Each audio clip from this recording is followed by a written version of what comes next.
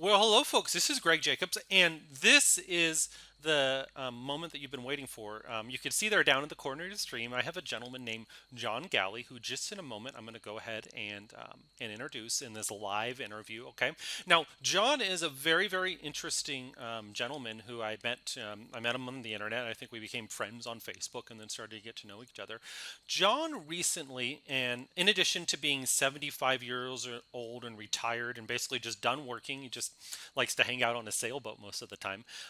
John recently went and crowdfunded a campaign for $350,000. Now, a $350,000 campaign, that's a really really big win. There's full teams in San Francisco and Tel Aviv and New York trying to do these campaigns for $350,000 and make that much money. And John, from his sailboat, I don't know if it was actually from his sailboat or not, he actually went ahead and did this himself. He did all the marketing and everything. And the reason why I'm bringing him here on this call today is so that you can understand that to be a successful crowdfunder, number one, you don't need to have an invention, and number two, you don't need to be highly you don't need to be a tech wizard, because someone like me, I was born with a laptop in my lap. It doesn't count. But someone like John, he's self-admittedly not a tech wizard, and I think this really really goes to show to prove that right now, with the state of the crowdfunding industry, following the methods that we're talking about now, is there's really really huge opportunity. So John, you're there. Can you hear me, John? Hearing you fine, Greg. Okay, well, thank you very much for being on the call today. I really appreciate you being here. I guess before we're gonna in a minute we're gonna get into the details of your campaign, but before we do, what I'd like to do is I'd like to just kind of get a general idea of. Tell me a little bit about your online and technical background that you had before going ahead and starting this. Well, if we're going to talk about that, there won't be much to talk about. I'm really, as I describe myself, I'm a tech turkey. Machines hate me, and it's not just my desktop. My laptop hates me too. Okay. And I have a dumb phone because I can't have a smartphone. I can't admit that a phone is smarter than I am. So I really just have no ability at all. And basically, I can get on a computer, I can handle email, I can search the web and find a website, and really, I can't do much more than that. Okay, okay. That I mean, and that's totally understandable and respectable. And how old are you? I'm 75 years old. 75 years old, and your favorite thing to do is spend time on your sailboat, right? Well, I've been a competitive sailor all of my life, and that's what my real love and my hobby is, and my avocation. Yes, sailing is it. Okay, so crowdfunding. I mean, this is absolutely amazing, because you have, when you think of crowdfunding, you think it's a young man's game, or it's for somebody who has, like, these crazy inventions out there. But I think, and there's so many cases out there of people taking dead simple products, and people with little to no tech experience, and raising crazy amounts of money for them. And I think your case is just particularly amazing, because how much was it that you raised for the sunglasses? I think I have a pair here somewhere. These sunglasses right here. How much was the campaign raised total? It was $348,449. 300. Let's go ahead and take a look here. I happen to pull it up right there. $348,449, and they can see my screen right now, John. I don't know if you can see that right now, but everybody else can. So John's campaign was on Kickstarter, and at the time, it was the number one most funded sunglasses campaign ever in the history of crowdfunding. Okay, now later on, somebody bumped him, and we're going to be talking about who bumped him a little bit later. But to have almost $350,000 and get bumped, that's quite the thing. And the cool thing is I'm just going to go play your. I'm just going to play your video right here. Is Let me share a you harsh see right truth there? with you. Nine- John's video wasn't like a high tech fancy video. It was literally John just like standing in front of a camera, standing in front of a camera, going and talking. So you were able to do this campaign with little to no tech experience, little to no video production experience, and to pull this off. Do you want to tell me a little bit about what you did right on this campaign to make it so highly successful that it was?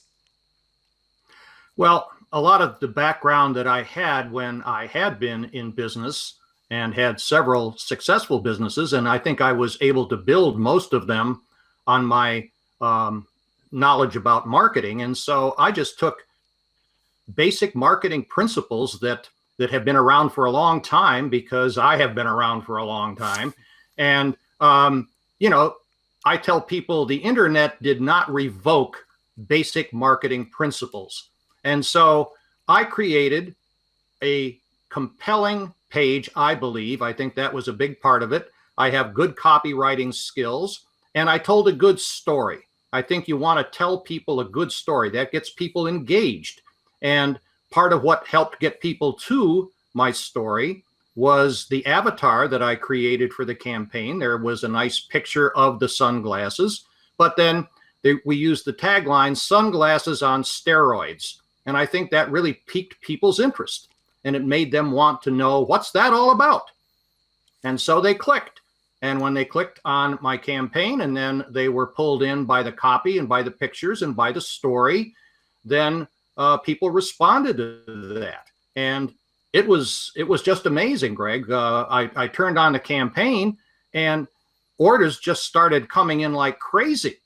And I'm just sitting there amazed. I mean, I obviously expected to do reasonably well and certainly hoped I would, but I certainly did not anticipate that it would do this well. And I think that, again, at the end of the day, what really was the difference for me was the campaign copy and the story and how I was able to bring all of that together, because I didn't know to do a lot of the things that you teach in your course and that many people know to do, because I was such a novice.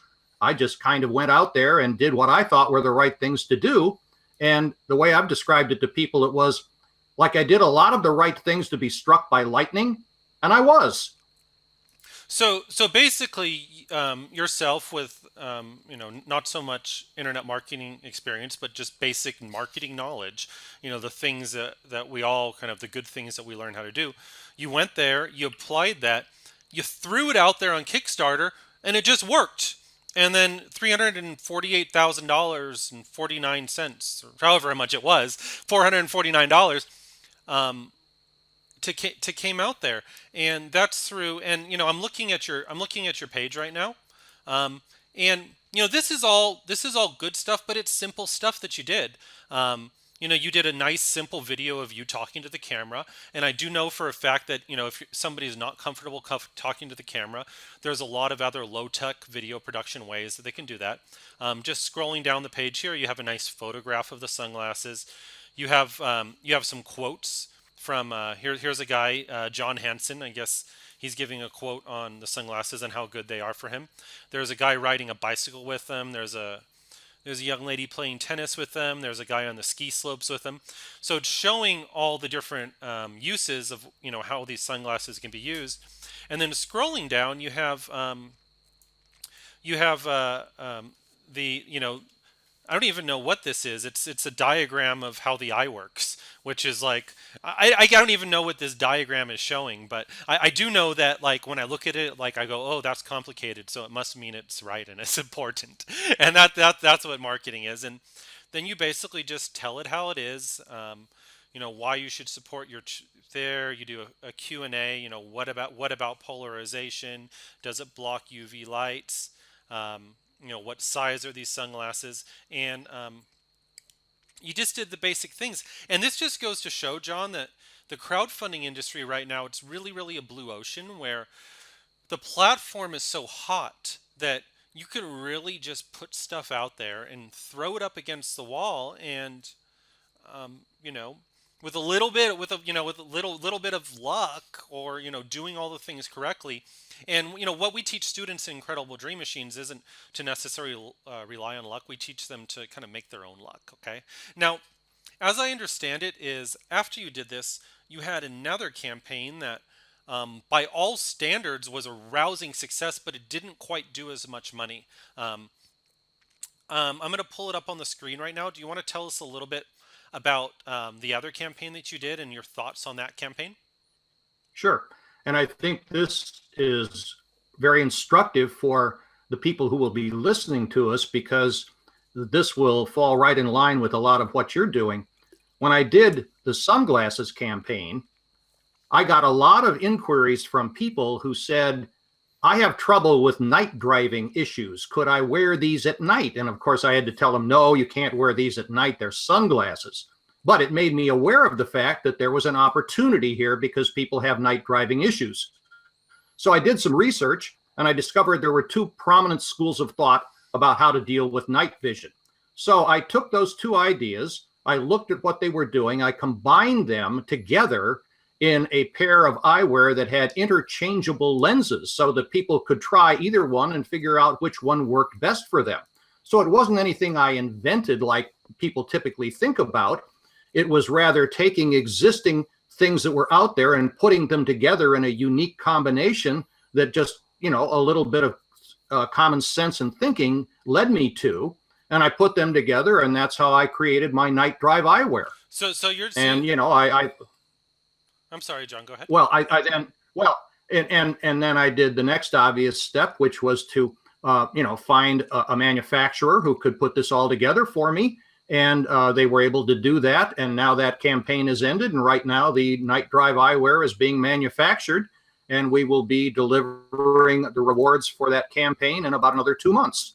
So I'm looking at this campaign right now, and it's saying you raised $19,400, which by any mark of the world, that's a rousing success. I mean, who out there wouldn't love to go ahead and put a campaign out there? And you didn't invent these. What you did was you found an existing manufacturer who basically had all the components, and you told them to put it together in a different way.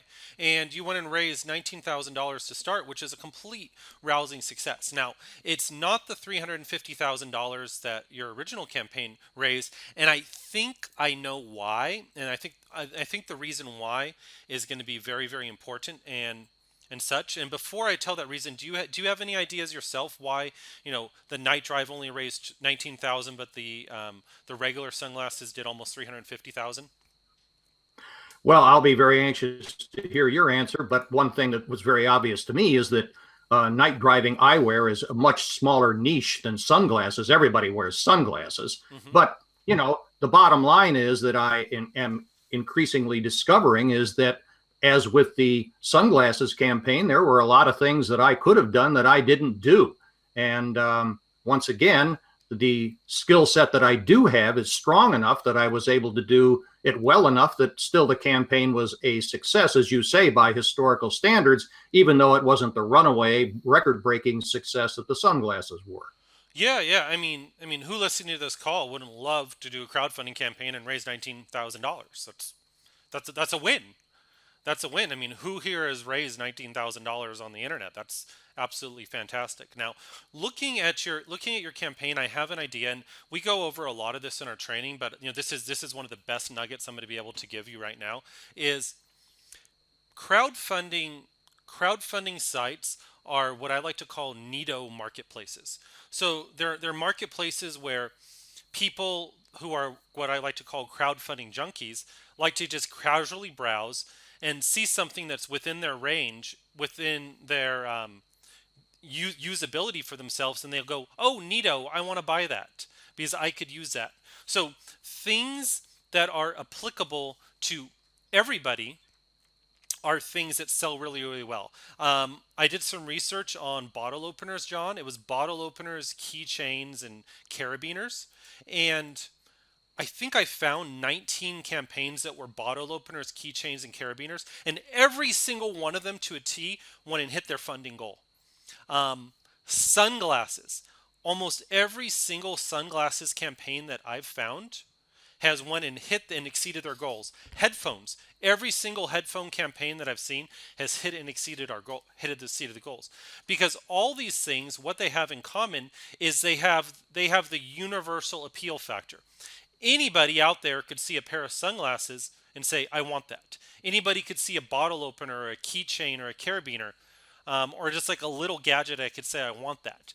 So, but on the other hand, night driving glasses, there's, and I'm still, I guess, young relatively, and I don't know, I don't want night driving glasses, and I don't know anybody who needs night driving glasses. So there are people that want night driving glasses, and there's $19,000 worth of them on crowdfunding sites, but it doesn't tick over to the mass market, meaning that when we go ahead and select our campaigns, the campaigns that we want to do, we need to go and ask ourselves, this is great for my niche market, but, if your average Joe, your average Jane sees this, is that something that they're really going to go and want to get kind of just off the cuff for an impulse buy?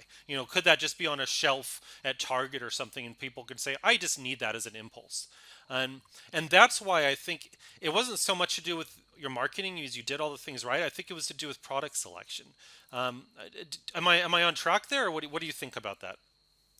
No, I think that there's a great deal of accuracy in what you're saying.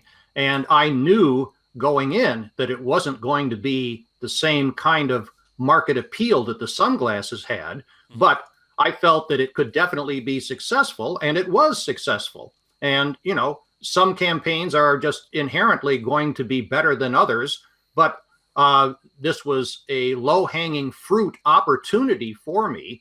So it was just something that I just grabbed onto and knew that I could almost certainly make some money with it, and that's the way it turned out. And what's really cool is, by all stretches of the world, it's an amazing success. And you can take these successful campaigns and you can parlay them into big box retailers. After my successful campaign that I did in the fitness niche, I got contacted by like almost every big box retailer out there, and they're like, Greg, like, can we put this in our store? Can we put this in our online store? And we've shown that in the other proof is crowdfunding.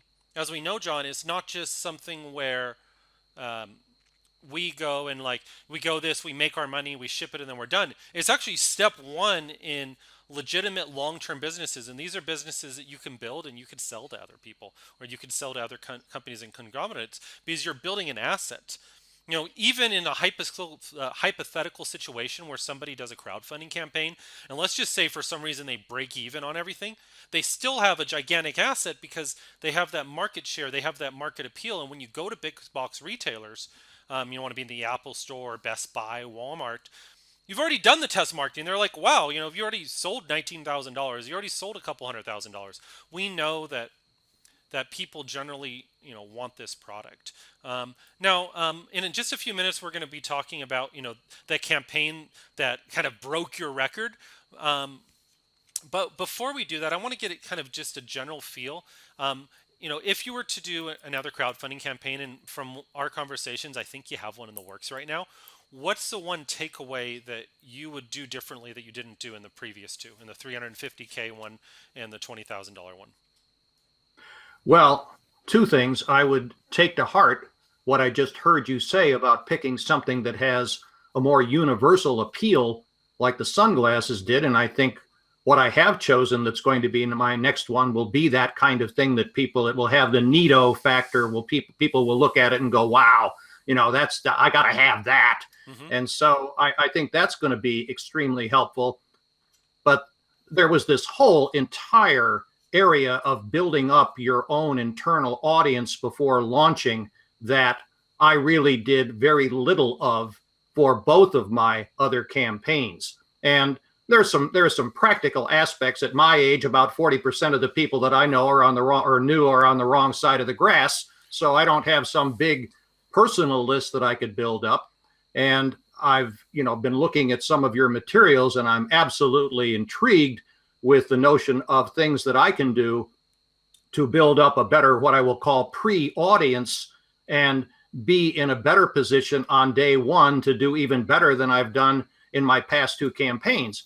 I was able to have very good first days, and we know the importance of that, but it was because of the traditional things that I was doing, not because of the things that you teach. And I think that when I take what I know and am good at and I add to it the things that I'm now learning from you. If I had had all of that available to me, Greg, before I did these first two campaigns, I think each one of them I could have done close to double what I did if I'd had this additional knowledge that I could have brought to bear upon these two campaigns. Yeah, yeah, and that's just incredible. The fact that I'm sitting here, I'm teaching people how to like scientifically increase their luck, and that's what we're doing is we're trying to make our own luck. And you went ahead and for lack of a better word, you didn't do any of that, and you still had a $19,000 campaign and a $350,000 campaign. And now we're saying is like if you actually went and scientifically did the steps to increase your luck, I mean, who knows what you would have done? It might have just been your record might not have been broken.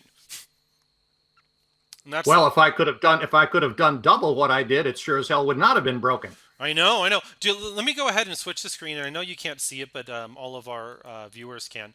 To the guys that went and broke your record, they were because at the time you had the highest grossing sunglasses campaign in the history of Kickstarter. Okay, but these guys came along a little while after you and went and broke your record. And what they are is they're sunglasses that have built-in earphones in them, which sounds like a pretty good idea, right? It sounds pretty neato.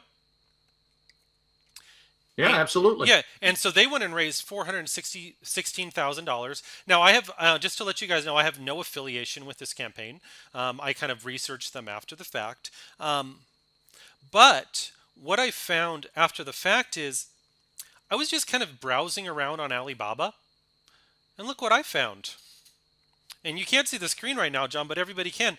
It's sunglasses with built-in headphones, and that's just not one pair. I found like 5 or 6 different manufacturers that essentially had this. So these guys, while you had your sunglasses, these guys, I'm not saying that they went directly to Alibaba and source these and put it on Kickstarter because maybe it's some little different things here or there. I don't know enough about their product to say for sure one way or the other, but I do know for a fact that if I go on Alibaba and I search for let's just say blue tooth, what is it, tooth sunglasses. And by the way, for people that don't know, Alibaba is it's a place where you can source products from all over the world. You kind of just search for something and it's going to go ahead and show there. Okay, and look right here. There's those Bluetooth sunglasses that we saw earlier. Here's some bamboo ones. Here's some patented Bluetooth sunglasses. Here's the smart glasses, Bluetooth headset sunglasses. Okay, I mean, guys, and John, there's literally dozens of Bluetooth sunglasses. The point is that I don't know what these guys that broke your record did, John. I don't know, what they did behind the scenes, but I do know that there's at least a dozen people on Alibaba right now that you could go grab Bluetooth sunglasses for and then go put on a crowdfunding website. I mean, maybe that should be your next step to go grab Bluetooth sunglasses and crowdfund them. I don't know. Maybe you can break their record with some good marketing. Well, that's something to think about for sure. But you make the point that is extremely valuable, and that is people can move past this sort of myth that we've all had that you have to be an inventor. I sure as heck am no inventor at all. I just took what was out there and put it together in more interesting format and then was able to use it and turn something into a success. And I think that this is really the game changer of what you're teaching, is that people don't have to be an inventor to be able to do this and do it well. I was able to do well, and I'm no inventor. And the people that beat my record, I think it's pretty safe to say that they weren't inventing anything either.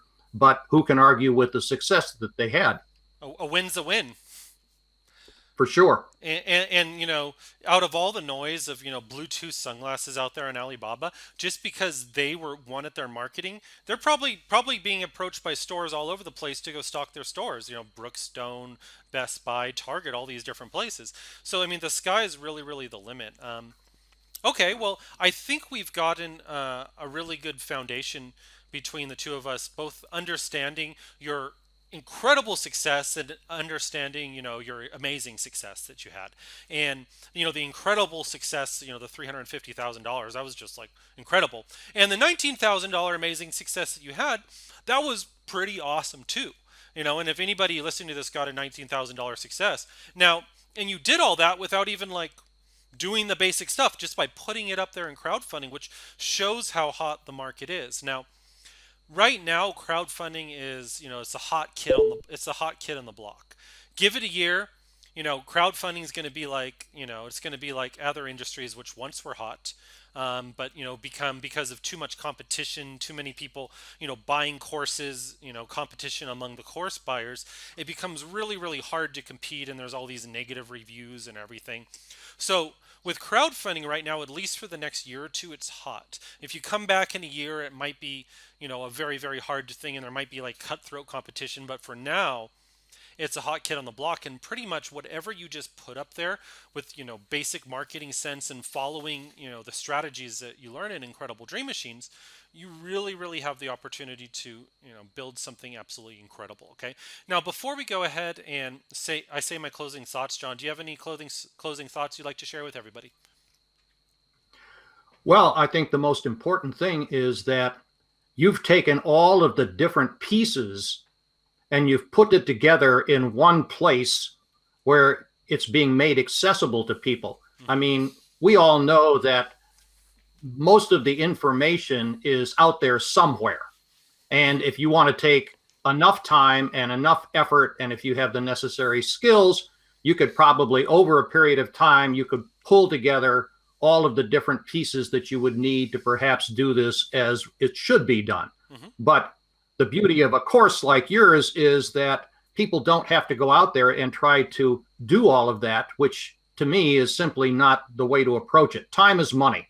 And to be able to acquire everything that you need at one place is incredibly valuable. If there's nothing else I learned in a lifetime of business, is that knowledge is power, and knowledge is worth paying for because it shortens the whole process in terms of getting you to your desired goal. And so I think that's the real value of what you've put together, Greg. Wow, and thank you very much for that, John. And we're really, really in this together. And I'm on your next campaign. We've already been talking about it. I'm going to be, giving my 2 cents, and hopefully you've already done fine, on your own with the $350,000. But hopefully, together we can make greater than the sum of the parts. Now, I do have some very important closing words for everybody. But before I get to that, I wanted to say, if you wanted to get in contact with John, you can find him on Facebook. It's John Galley, or I think he commented below this video. You can just see the video. You can find John Galley. You can click through and you can go ahead and add him on Facebook. Sorry, John, you're going to have about 4,000 people add you as friends now, or like 20,000 people add you as friends. But why not? Hey, that's kind of cool. I kind of like it. Yeah. Okay. So now to some really, really important business items, guys. Is Incredible Dream Machines goes and launches tomorrow in the morning. And this is probably going to be the biggest day in the last 10 years for you. And if you've been watching these pre-launch videos, you had the first one talking about the opportunity, the second one, the Hollywood launch method, now the case study interview. You've been seeing that Incredible Dream Machines is, it's something that you probably want to go ahead and be a part of. Now, if you're thinking about it, I do suggest that you get ready to go and kind of join us and join the community, and I'll tell you all about it in the video tomorrow at the starting gun.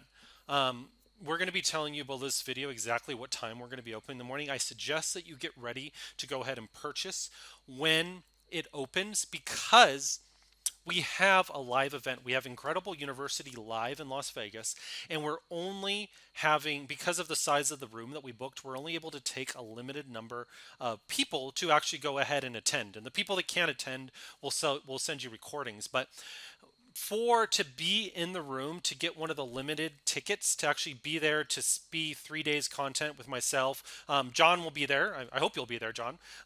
Absolutely. And all the other masters in the crowdfunding industry will be networking together. We'll be going out together. We'll be there on stage. We'll be doing roundtables. We'll be doing breakout sessions. We're only taking we've only booked right now a room with 300 people in it, and there's probably a lot more people that have interest to buy Incredible Dream Machines than just 300.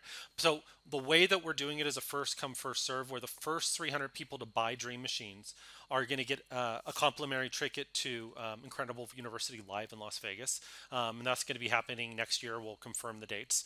We'll give you plenty of time. Don't worry to make your bookings. So if you think you want to get on this and you think that it's it's a thing for you, then what you need to do is you need to be ready to go buy at the opening gun. We haven't decided yet exactly what time we're going to open. I'll just put it down below the video. But when we open, you need to be there, and it's the first 300, and then you can still get in on Dream Machines. We're going to be open for a few days, but we won't be able to give you the ticket just due to that. Now, John, I know you have some experience with live events. Maybe without getting into the specifics of what the events were, could you just share some of the value that you've gotten from attending live events in the marketing space, and some of the value you've gotten from that? Well, probably the most important thing is the people that you meet. And it's all very special to make good friends over the internet. You and I have become friends, Greg, but we've not met face to face yet. And I very much look forward to that. And that's not likely to be possible if there isn't something that would be the glue that would be pulling everybody together and holding them together. And I know from the live events that I've been to, both in this kind of physical products space as well as live events I attended in other business activities over the course of my life, that the people that I met and the relationships that I built, those carried me into the future. And you just absolutely never know when one particular person that you become friends with, that turns out to be one of the pivotal moments in your life in terms of either business or something on a very personal level that is fulfilling. And so, these live events, there just isn't enough to be said about their importance. Yeah. I mean, the reality is one tidbit heard on stage and one note written down that can completely make you turn the corner in your business. One meeting somebody by chance at the bar or in the lounge and talking to them, they could become a lifelong business partner that you do hundreds of millions of dollars of business with. Because it's been said time and time again that entrepreneurs need to, like becomes like, so you become like the people that you're around. So you need to be around people who are doing the same things as you, who are having the same struggles. Now, obviously, within Dream Machines, we have our forums and we have our mentors and we have our built-in community. And through the course of Incredible Dream Machines, we're all going to get to know each other, both myself, John. We have 12 mentors on board who are going to be there to go and help you. But coming to the live event for the first 300 people who sign up, that's gonna be the core group. That's gonna be the people that we really turn the corner together with, and really take it to the next level. So if at all possible, John, you already have a ticket. You're there already. The other 299 people, I need you I need you to be there with me, because Incredible Dream Machines, of course, is one thing. To be able to attend live to Incredible University might just change your life. Okay. So, on behalf of John, thank you very much for coming on this call. And it was very nice of you. You said some very nice things. And everybody else, guys, we're launching in the morning. If you've been with us this long, you've been watched all the videos, you watched this video, it's a no-brainer by this point. You just need to do it. Okay. So thank you very much for your time. And John, anything else you'd like to say, or bye bye? Bye bye. All right. Thank you guys. Take care. Bye bye.